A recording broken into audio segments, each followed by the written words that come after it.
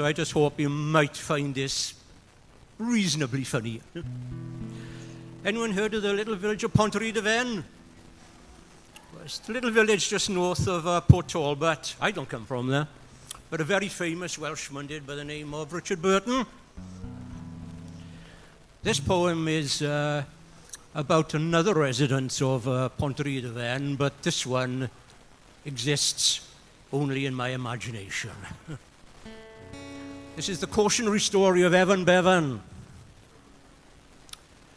In Pontrhy-de-Ven there lived one Bevan.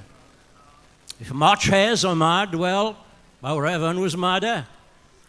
He thought he could walk from Port Talbot to heaven on old Jacob Jones's extending steel ladder. With Jake at the bottom to hold it quite steady, he leaned the high ladder against the blue sky. "I'm coming," St. Peter yelled, "are you ready?" Then he spat on each hand and began the long climb.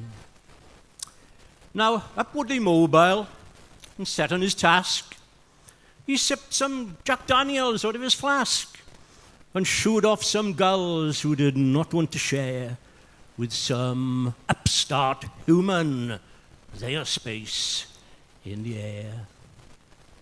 A man on a mission, eyes fixed on his target and fueled by lava bread from Swansea Market.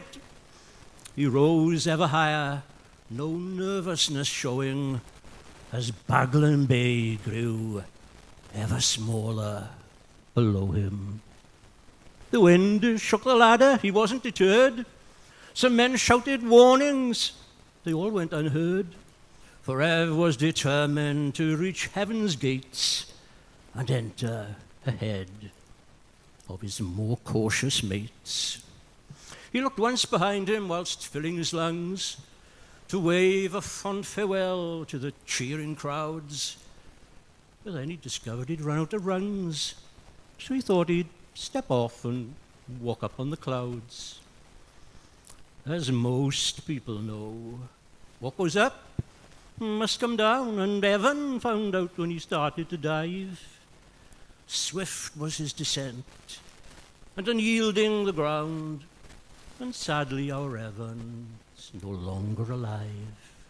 So, if you attempted to try something stupid, like climbing a ladder to get into heaven, just think for a minute, be calm, be lucid.